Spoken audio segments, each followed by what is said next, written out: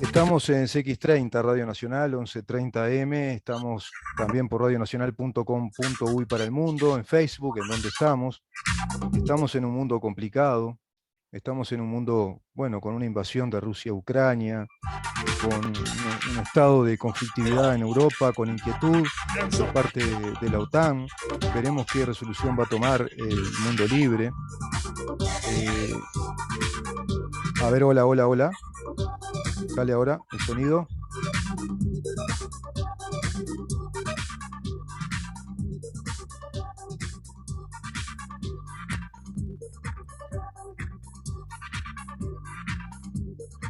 A ver si ahora salimos al aire.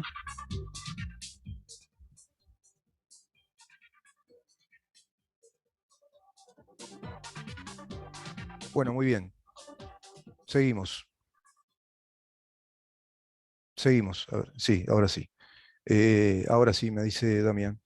Bueno, te decía, un mundo complicado, un país complicado también, con todas estas movilizaciones, paros por doquier, AEBU que paralizó la banca, FANCAP que paralizó también por momentos, y bueno, y paralizó la refinería de La Teja, también en Minas, movilizaciones también a nivel de la educación, ya se amenaza con paros, apenas comienza la educación, seguramente FENAPES decide un paro, es decir, un clima turbio, y por otro lado, desde lo conceptual, es decir, la ley de urgente consideración plantea cosas muy claras, son reformas del Estado necesarias, una coalición de gobierno que viene haciendo las cosas muy bien, que le falta, sí, le faltan un montón de cosas. Pero bien decía el diputado Álvaro Perrone, que esto lo que provoca es ese trancazo, que la coalición no se esté dedicando a gobernar, por ejemplo, a legislar. De todas maneras siguen las investigaciones, las auditorías, se va cumpliendo con las mismas. Sé por vía interna que el Poder Ejecutivo está totalmente decidido a ir a fondo con las auditorías, 11 procesamientos ahora desde hace, seguramente van a salir más, están las investigaciones a FENAPES y otras auditorías que están en curso, como también, por ejemplo, las de Antel, vinculadas a la Antel Arena. Yo acá tengo algunos mensajes que me dio el diputado Felipe Schipani, vinculados a también investigaciones y de la Intendencia de Montevideo. La bancada de ediles de Montevideo del Partido Colorado, en virtud de los hechos de pública notoriedad, dice este comunicado, hechos ocurridos días pasados, la donación de objetos propiedad de la Intendencia de Montevideo, el Frente Amplio, ha decidido presentar ante la Fiscalía General una denuncia penal sobre hechos con apariencia delictiva para que la misma determine la responsabilidad de las personas implicadas y eventualmente aplique las sanciones correspondientes. La denuncia estará a cargo del doctor Andrés Ojeda, que es además el abogado patrocinante del sindicato policial de nuestro país. También hay un comunicado del diputado Walter Cervini por el Partido Colorado, que dice, de acuerdo con lo dispuesto por el numeral 13 del artículo 35 de la ley 9515 del 28 de octubre de 1935, se cursa el señor intendente departamental de Canelones, profesor Yamandú Orsi, el siguiente pedido de información en referencia a las publicaciones que realizó el municipio de Pando en sus redes oficiales el día 23 de febrero del 2022. ¿Quién habilitó la realización del acto de inauguración de un monolito y nomenclatura en las calles del barrio Citrama en homenaje a mártires de la dictadura en la ciudad de Pando? ¿Mm? Mártires de la toma de Pando. ¿Quién habilitó la realización de un acto político a favor del sí, del voto por el sí, en el mismo horario que la inauguración del monolito? ¿Quién autorizó publicar con la marca de agua del municipio de Pando las fotografías con la leyenda Vota sí, en referencia al próximo referéndum del 27 de marzo de este año? ¿Qué medidas tiene previstas tomar la Dirección de Descentralización de la Intendencia de Canelones sobre este hecho que viola la laicidad y promueve el proselitismo político? Solicitamos se brinden los documentos de las actas de la sesión del Consejo Municipal de Pando, en donde se decidió autorizar ambos eventos. Es por todos lados. el destartalamiento de la conducta democrática, se viola abiertamente el principio de la laicidad, se viola abiertamente el principio de autoridad, en este caso municipal, pasa en Montevideo también, con ese episodio de las remeras y las mochilas y todo un merchandising que estaba destinado a una marcha por el sí, y tan solo oímos de la intendenta de Montevideo 22 veces la palabra error y 16 veces la palabra persona, que fue un error personal, y pretendía dejarlo ahí el tema, cerrarlo ahí. Después la avivaron y se tuvo que dar un comunicado de que la persona renunciaba. Esa persona era un cargo político de confianza de la intendenta, muy vinculado además al Antel Arena. El señor Signorelli, hombre vinculado al básquetbol, director técnico de básquetbol. Bueno, presentó la renuncia, pero luego también se da en el comunicado que se abrió una investigación administrativa y ahora surge este pedido de los ediles respecto a una investigación porque tiene componentes de ilicitud, tiene evidentemente componentes administrativos que violan reglamentos municipales, que violan leyes nacionales, porque están cometiendo el más grosero de los actos políticos en una campaña pro referéndum, en una campaña, perdón, de referéndum para derogar o no una ley que es un instrumento nacional de gobierno. Y están llevando a cabo desde gobiernos municipales de izquierda campañas proselitistas, campañas por el voto del sí. Evidentemente están desesperados, están rabiosos, no tienen argumentación democráticamente elegante, por lo menos. No tienen una retórica democrática más afinada. Van directamente por la actitud grosera y después me hago el tonto o la tonta. No sé qué pasó, fue un problema personal, yo no estaba enterada, era un tema personal, lo hablé con la persona. Bueno, se expresó mal, fue redundante. Y esto se va dando todos los días. Un sindicalismo que sale abiertamente a reclamar inventos, como por ejemplo a EBU, está reclamando inventos. Es el sector de los empleados públicos del país más privilegiado del país, con 16 salarios por año, con una estabilidad laboral que los privilegia, con una escalada de ascensos laborales que los privilegia, con niveles salariales que están muy por encima de la media salarial, del promedio. El salario mínimo de un recién ingresado, por ejemplo, al BROW, está casi en 38.000 pesos. Está muy por encima del salario mínimo y de ahí, imagínate, hacia arriba.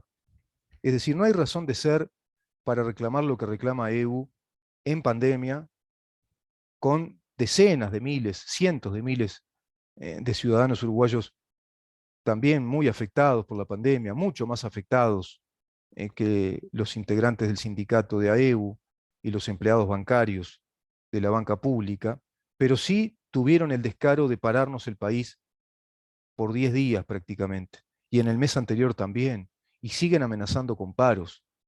Es decir, el clima creo que está siendo muy evidente, y al extremo de que se lo explicitó cuando Bermúdez, director de la FUS, la Federación de los Funcionarios de la Salud, integrada, por supuesto, al PCNT, y Bermúdez es uno de los connotados integrantes del PCNT, abiertamente dijo que el paro que se realizó el otro día, hace 2 días, si no me equivoco, el paro de la salud privada, era con motivo de los 135 artículos, era para expresar una opinión en contra de los 135 artículos y era para apoyar el voto por el sí.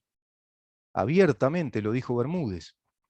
Lo que tenemos que reconocerle es su honestidad, por lo menos, ¿no? Y esa honestidad, esa brutal honestidad también, creo yo, la va entendiendo la población, la va entendiendo la ciudadanía.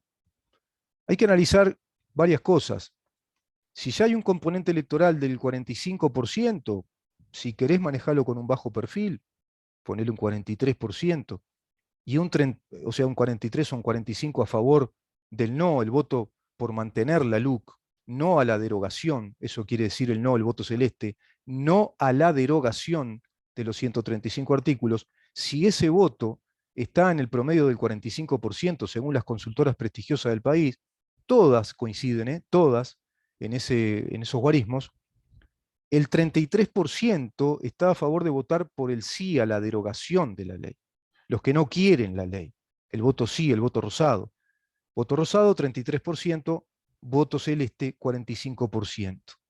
Un 26% que está en el plano o en el reino de la indecisión. Ese 26%, poco más, un poco menos, evidentemente no es un votante frente amplista, porque el votante frente amplista, sobre todo el de hoy, el de estos tiempos, es el votante del Partido Comunista y del MPP, y también del Partido Socialista, muy alineado a los principios ideológicos marxistas-leninistas, partidos integrados al Foro de San Pablo y al Grupo de Puebla, alineados a ese eje en América Latina de Venezuela, Cuba, o Cuba, Venezuela, Nicaragua, y a su vez también Rusia. ¿No? Rusia, Irán, Turquía, ese eje que está alineado a Nicaragua, Cuba y Venezuela, es al que está alineado el Frente Amplio y el PIT-CNT. Hace pocos días salieron los nombres de Fernando Pereira, presidente del Frente Amplio, y de Marcelo Abdala, quien borracho chocó la otra vez, y bueno, está cumpliendo ahora el trabajo comunitario en un lugar que prácticamente es su casa, en el Museo de la Memoria. Bueno, están declarándose afiliados al Grupo de Puebla. Así que a partir de ahí ya tenemos que entender con claridad con quiénes estamos tratando en este devenir democrático del país. Con quiénes estamos tratando la convivencia de nuestro sistema democrático, y creo yo que si la cosa sale bien, si el referéndum sale muy a favor de la LUC, lo cual sería lo más saludable, sería lo imprescindiblemente saludable y favorable para un proceso democrático del Uruguay. Además, imagínate cómo está geopolíticamente el mundo, cómo se va alineando. Vos tenés por un lado ese eje despótico, autoritario, totalitario, con Putin, el dictador turco también, Bielorrusia, Irán, de pronto sí la juega según sus beneficios China por detrás, y tenés acá en América países alineados a ese eje, como Cuba, Venezuela, Nicaragua, Argentina en este régimen kirchnerista, y Chile ahora a través de este régimen que se instala también desde el Partido Comunista Chileno, con Boric. Uruguay está en el medio de todo ese fenómeno geopolítico que impacta en la interna política nacional con el movimiento de estas fuerzas políticas, llámese PIT-CNT, la central sindical, con un poder omnímodo, un poder omnipresente en el sindicalismo uruguayo que atraviesa todas las actividades sindicales de la actividad pública y la actividad privada, y el Frente Amplio que hoy es el brazo político que le hace los deberes al PIT-CNT a través de las distintas mesas ejecutivas de los distintos sindicatos únicos del Partido Comunista, liderando el sindicalismo uruguayo. Eso creo yo que va a tener que poner las barbas en el remojo al sistema político uruguayo si acaso, y esperemos que así sea, la LUC gana, y gana por goleada. Gana y gana por goleada. Si gana por goleada, va a ser necesario el mensaje a la población que se definió por este camino, la soberana opinión de la ciudadanía uruguaya que se define por el camino de más república, más democracia, más libertades, más Estado de Derecho, división de poderes, contralor de los poderes entre sí, principio de igualdad ante la ley, funcionamiento correcto de la institucionalidad, la seguridad pública garantizada por el Estado a través de una policía operativa, fortalecida legalmente, de acuerdo a las reglas del derecho, ajustada a derecho, va a tener que poner las barbas en remojo y reformularse con seriedad el sistema sindical uruguayo a través de una ley regulatoria del sistema sindical. Porque ahí está la cabeza de la serpiente. Ahí está, y hoy lo estamos padeciendo. Este sindicalismo sin control, sin personería jurídica, esta suerte de, o este infortunio, mejor dicho, de confederación sindical llamado PIT-CNT, del cual los uruguayos no sabemos cómo van y vienen los recursos económicos, quiénes los financian, de dónde salen. Nos vamos enterando de algunos procedimientos estratégicos, como el que saltó de la intendencia, a través de la investigación tangencial, es decir, aleatoria, que un periodista, el señor Pizabarro del periódico El Observador, pudo tomar nota, tomar cuenta. Pero eso es la punta del iceberg, seguramente. Ese mecanismo se aplica en Canelones. Acabo de leer este informe que remite el representante del Partido Colorado, Walter Cervini. Evidentemente hay una práctica sistemática de una fuga de dineros públicos que van financiando organizaciones sociales, intersociales, y una fuga de dinero en un mercado negro de ese dinero, además, que sale desde las arcas del Estado cuando está administrado por gente de izquierda, en este caso intendencias de Canelones y de Montevideo. Pero a su vez también hay un dinero que sale del Estado por la vía blanca, si vos querés, el dinero que sale en blanco, a través de presupuestos que son presupuestos ideológicos, de prebendas ideológicas a intersociales que nada le aportan a la democracia sustancial de nuestro país, como son las intersociales ideológicas, con sus ideologías de género. Hay que plantearse seriamente también ese tema, y hay que plantearse seriamente la fortísima ideologización marxista a través de teorías jurídicas marxistas, primando la figura teórica del doctor Zaffaroni de Argentina, porque eso está predominando en el Poder Judicial uruguayo. Ese Poder Judicial que fue alterado a través de un sistema de fiscalías, creado por el doctor Toma y el doctor Gonzalo Fernández, secretario de presidencia de Tabaré Vázquez, hecho a la medida del ex fiscal de Cortes, el fiscal nacional, como fue el doctor Díaz. Ahora tenemos un fiscal itinerante que tartamudea y bueno, arregló las cosas ahí a medias. Bueno, eso también se tendrá que reformular el sistema político, especialmente de coalición de gobierno. Pero todo eso podrá pasar si el gobierno obtiene la confirmación contundente de que la población quiere seguir por este camino de restauración. Parece que estamos en una época de la restauración, ¿no? De restauración de las instituciones democráticas, de restauración de los principios de soberanía nacional a través de una policía con atribuciones claras, explicitadas por la ley, para que se cumpla el cometido esencial del Estado, que es velar por la seguridad de todos nosotros, de los ciudadanos de a pie, de los más vulnerables, de los que se levantan todos los días a trabajar, de los que pagan los impuestos y de los que pagan multas y no pueden pagar porque no llegan a fin de mes, de los que solicitan préstamos para poder pagar, de la gente honesta de trabajo, la gente inocente, la gente que está pensando, bueno, eso, solventar su familia, está pensando en trabajar, está pensando en vivir y no en delinquir, en no llevar a cabo tretas delictivas a través de un delito que está organizado en la región, en nuestro país, y que tiene íntimas conexiones con fuerzas políticas también de izquierda, que tiene íntimas conexiones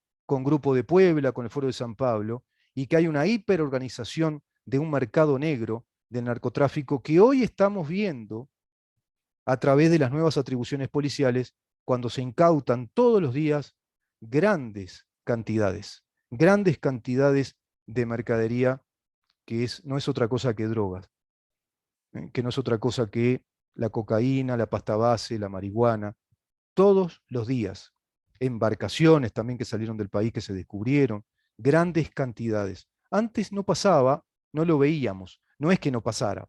Todo esto estaba pasando todos los días, pero no lo veíamos a través de los, ¿cuántos? 12 años del Ministerio del Interior del difunto Bonomi, por ejemplo, no lo veíamos. Hay que hacer cuenta de todas estas cosas. Hay que hacer cuenta de un gobierno que se burló de nosotros, el gobierno se burló de tanto y en tantas cosas de nosotros, el gobierno de José Mujica. ¿Se acuerdan cuando planteó el plan Pro Mejora?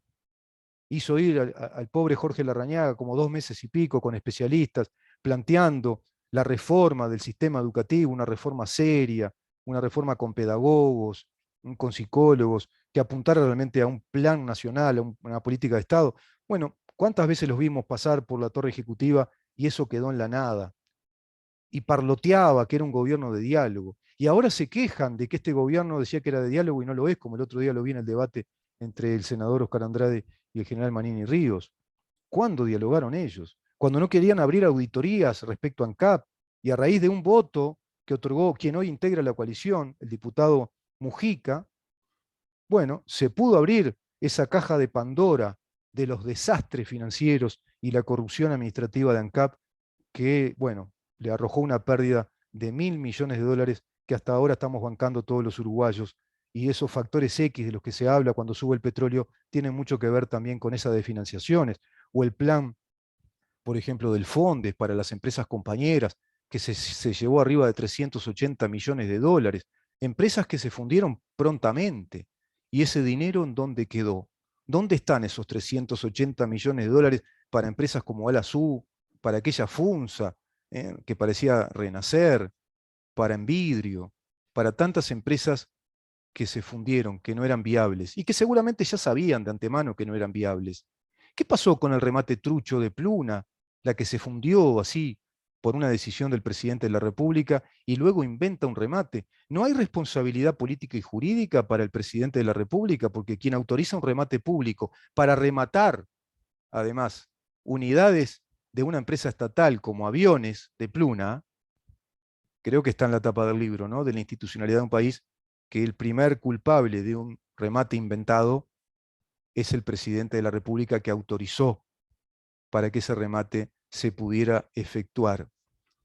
Evidentemente hay muchísima tela para cortar respecto a qué país queremos ese 27 de marzo. ¿Queremos seguir por un país institucionalizado, más democrático, más profesionalizado en sus instituciones, que empiece a menguar en sus gastos, que empiece a ser un Estado más eficiente y no tan costoso y burocrático? ¿O queremos el Estado populista, cada vez más costoso, más burocrático, encaramado en cúpulas de poder que no dialogan con el pueblo, por más populares que se digan que son, porque después lo que hacen es empobrecer y generar migajas de subsidios que a su vez aplastan a las clases emprendedoras, a las clases medias que quieren crecer y emprender? Nos vamos, nos reencontramos mañana a partir de las 10 de la mañana para seguir preguntándonos en dónde estamos. Chau. Libertas, una organización por